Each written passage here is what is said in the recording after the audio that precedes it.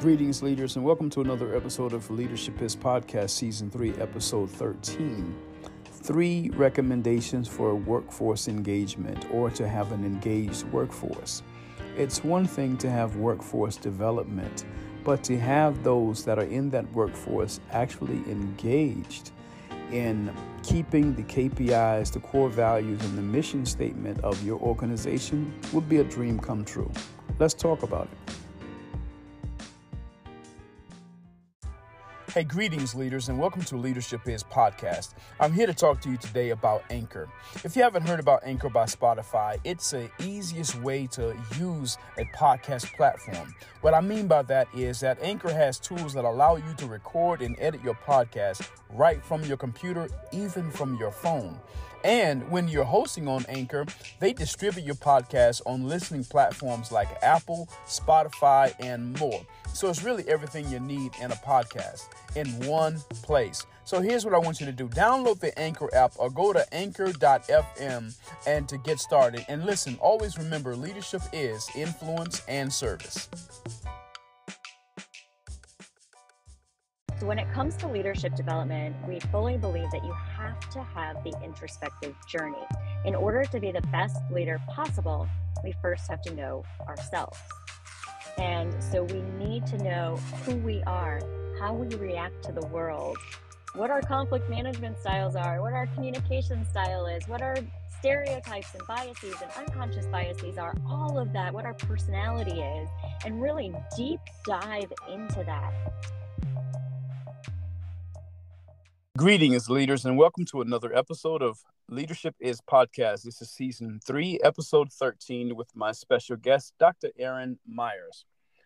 Dr. Erin Mires is the founder and CEO of Evolve Coaching and Consulting, where she empowers others to live their best lives by creating sustainable balance and global impact through coaching, consulting, workshops, and seminars. Dr. Mires offers her corporate and individual clients practical tools for success so they can enjoy fulfilling careers while leading balanced lives. Hey, welcome, Dr. Mires. Thank you so much, Jason. Good. So besides what I've just, said there about you, if you can let our audience know, who are you and what do you do? Yeah, absolutely. So basically, what I focus on is disrupting leadership for a post-pandemic era. So the way that we previously accomplished leadership is not possible for this transition into this post-pandemic era. We suddenly had insight into everybody's lives when we were all forced to have virtual conversations. We had kids hopping on laps and dogs barking in backgrounds, and we could see inside of these people's homes and their private lives that we previously been able to do. And so it's really important for us as we transition back into the workplace and back into this post-pandemic era. I shouldn't even say back into this post-pandemic era. We need to make sure we embrace that and understand them as this whole person. And how do we incorporate all of that into our development of this person? So we really focus on making sure that we create leadership development opportunities that capture that whole person, that allow leaders to accomplish all of their goals without negatively impacting their quality of life. Very good. I am so glad to have you on Leadership is Podcast. You are the first leadership expert that I've had on here who specializes in post-pandemic life and making being able to navigate successfully through the transition of this what this crisis has taught us. And so I'm so honored to have you on this on the Leadership is Podcast.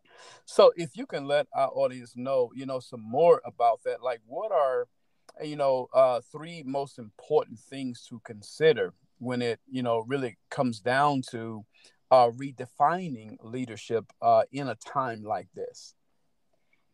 Absolutely. And I need to say, I'm just honored to be here, Jason. I love the work that you do. And I think we're so aligned in so many ways. So it's an honor to be a part of Leadership Is. So I would say the 3 things that are really critical for us to consider is we really focus on dividing leadership into three different categories. And that's pretty much where I would start, is understanding the three categories of leadership as we define it. And the first we call evolve yourself, because the companies evolve. So we call it evolve yourself, but it's really that introspective journey. So when it comes to leadership development, we fully believe that you have to have the introspective journey. In order to be the best leader possible, we first have to know ourselves. And so we need to know who we are, how we react to the world, what our conflict management styles are, what our communication style is, what our stereotypes and biases and unconscious biases are, all of that, what our personality is, and really deep dive into that so we understand our own place in the world. Because once we understand our own place, only then can we understand how we affect the world and affect the people that surround us. And once we understand our effect on others, we can then begin to see how we can lead them successfully through our own unique lens and our own unique perspectives. Then the second category that we can move into, and we really fully believe that you have to have that introspective journey first. Some people like to, hop right into the second tier, and occasionally we might recommend that, but we in that introspective journey first. So the second tier is evolve, what we refer to as evolve teams. It's really leadership development for the team leader. And that is all now understanding how can we coach others to do the same, to have that introspective journey, to understand who they are. And I am going to caveat here for a moment and say, we do a lot of personality assessments that we incorporate into our practice. And if you are familiar with your own personality assessments, if you haven't taken them since COVID, you need to take them again. So many people have transitioned and changed through COVID, which is why we really emphasize that introspective journey. Whether you were an extrovert locked into a house, or you were an introvert and finally, yay, I can do everything, inside my Yeah. house. Yeah. It made an impact, and it changed the way we operate and the way in which we interact with the world. And so that's part of the reason why, we really focus on that. And so then helping other people to really grasp and understand that, and the way that COVID has transitioned ourselves, our company, our organization, the impact of the team, and now how do we use what we know, that knowledge that we know about ourselves, to successfully lead the team, to change our default modes, so to speak, to resonate better with our team members and the people we interact with. And when I say team, I don't even mean, you don't have to have an official leadership role. It could be anybody you work with on a day-to-day basis. And then the third tier is what we refer to as evolve organization. So really understanding the macro impact of the organization. So what is our diversity, equity, inclusion, and belonging policies? How do we react to certain situations? What's our economic impact on the community? What are our strategic business objectives? How does that cascade down? How does that affect the bottom line? How do we drive our mission, vision, and values forward from the bottom up? And so really much more that macro look at the organization. And so it's almost this tiered approach to leadership development that we really believe we have to focus on. Yeah, that's awesome. That's awesome. Now, when you were talking about, the first dealing with the, the how it went to the digital platform and working at home and Zooms, and the kitten, walking across the lap, and the child Yes. crying in the back.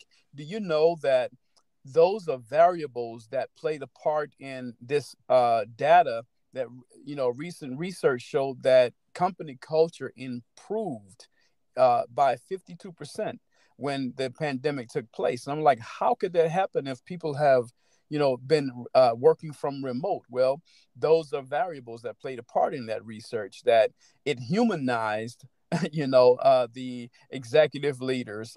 It humanized the frontline leaders, by them seeing strange abstract paintings on the wall that they didn't know that they were interested in, and it kind of connected them. So that's awesome. Yeah, that's I awesome. love that. Love that statistic. You can't see me, but I'm grinning from ear to ear, because it feels right. We've never embraced that whole person to find those commonalities truly as a culture before. Yeah, Absolutely. So, as we're talking about the work